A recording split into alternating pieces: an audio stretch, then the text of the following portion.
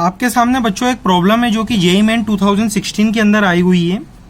The region between two concentric spheres of radii A and B respectively have volume charge density rho equal to A by small r, where A is constant and small r is the distance from the centre. At the centre of the spheres is a point charge capital Q. The value of A such that the electric field in the region between the sphere will be constant is. आपसे बच्चों यहाँ पे problem में ये बात बोल रखी है कि दो कंसेंट्रिक स्पेरिकल शेल्स हैं और इन कंसेंट्रिक स्पेरिकल शेल्स की रेडियस है स्मॉल ए और स्मॉल बी। छोटे शेल की जो रेडियस है वो स्मॉल ए है और बड़े शेल की जो रेडियस है वो स्मॉल बी है, और दोनों शेल के सेंटर पे एक कैपिटल क्यू चार्ज प्लेस कर दिया गया है। साथ ही बच्चों आपसे ये भी बोल रखा है कि दोनों शेल्स के बीच में चार्ज फील्ड करा हुआ है और वो जो चार्ज फिल किया हुआ है उसकी डेंसिटी वेरी करती है ए डिवाइडेड बाय आर के रिलेशन के अकॉर्डिंग।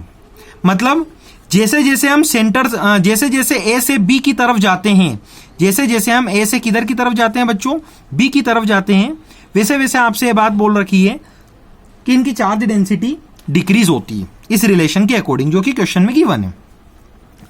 अब हम क्या करते हैं बच्चों, हमारी प्रॉब्लम का सॉल्यूशन बनाने के लिए प्रॉब्लम में उन्होंने पूछा ये हम देख लेते हैं। कैपिटल ए की वैल्यू पूछी है, आपको कैपिटल ए की वैल्यू निकालनी है जो कि इस रिलेशन में कैपिटल ए गिवन है, ठीक है ना, rho equal to a divided by r, और कैपिटल ए की वैल्यू निकालनी है।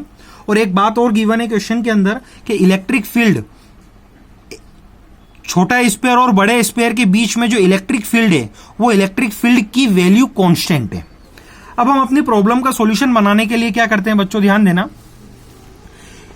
छोटे स्पेयर और बड़े स्पेयर के बीच में एक स्पेरिकल शेल एज्यूम करते हैं और उस स्पेरिकल शेल के अंदर ये एज्यूम करते हैं कि कुछ चार्ज मौजूद होगा और उस चार्ज को हम स्मॉल क्यू मानते हैं। अब हम जानते हैं बच्चों कि चार्ज डेंसिटी होती है small q divide by V, charge per unit volume. अब हमें अगर टोटल चार्ज निकालना है तो हम क्या करेंगे, Q equal to integral of rho into v. Rho की वैल्यू बच्चों अपने को गिवन है क्वेश्चन के अंदर जो कि ए डिवाइड बाय आर है। V की वैल्यू क्या रहेगी, तो बच्चों हम V की वैल्यू सबसे पहले तो इस शेल का निकालते हैं, इस शेल का वॉल्यूम निकालते हैं। तो आप एक बात देखना, सेंटर से हमने इस शेल तक की डिस्टेंस मानी है स्मॉल आर, तो इसका एरिया कितना हो जाएगा बच्चों 4 पाई आर स्क्वायर, और इसकी ब्रेड्थ कितनी हो जाएगी dr, तो एरिया इंटू ब्रेड्थ क्या हो जाएगा, वॉल्यूम हो जाएगा, यानी कि 4 पाई आर स्क्वायर dr। अब हम क्या करेंगे बच्चों, स्मॉल आर को स्मॉल आर से कैंसिल कर देंगे और इसको इंटीग्रेट करेंगे स्मॉल ए से लेके तो आर तक।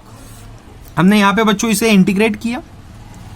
अगली स्टेप में इंटीग्रेट करने पर यह देखा कि capital Q is equal to 4 pi a r square by 2 आया, और लिमिट्स दे दी हमने ए से लेके तो आर तक।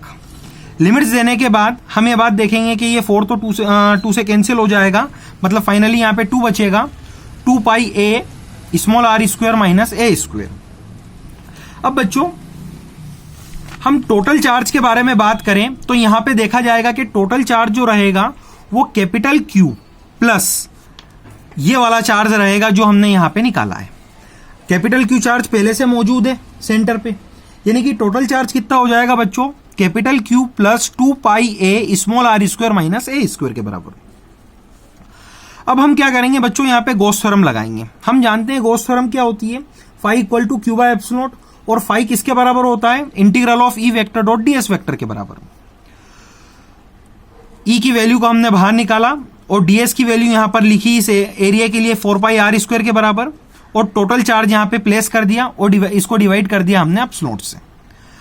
अब बच्चों आपको एक बात देखने को मिलेगी कि हम अगली स्टेप में यहां पे 4 पाई आर स्क्वायर को नीचे पहुंचा सकते हैं, तो मैंने यहां पे 4 पाई आर स्क्वायर को नीचे पहुंचा दिया। अब आपसे क्वेश्चन में यह बात बोल रखी है कि इलेक्ट्रिक फील्ड इंडिपेंडेंट है आर के। इलेक्ट्रिक फील्ड क्या है बच्चों, इंडिपेंडेंट है आर के। अगर इलेक्ट्रिक फील्ड इंडिपेंडेंट रहेगी आर के तो आप एक बात देखना कि ये वाली टर्म तो एज इट इज कैंसिल हो जाएगी, बस 2 बच जाएगा नीचे ये वाली टर्म के लिए। मतलब इस वाली टर्म में आर आएगा और ये इंडिपेंडेंट है, मतलब इसकी वैल्यू 0 के बराबर होगी। मतलब Q minus 2 pi capital A into small A square की वैल्यू हमने 0 के बराबर कर दी, बिकॉज बच्चों E की वैल्यू इंडिपेंडेंट है R के। ठीक है बच्चों, अब ध्यान देना अगली स्टेप में हम देखेंगे तो हमें A की वैल्यू मिल जाएगी जो कि कितनी रहेगी, a equal to q divided by 2 pi a square.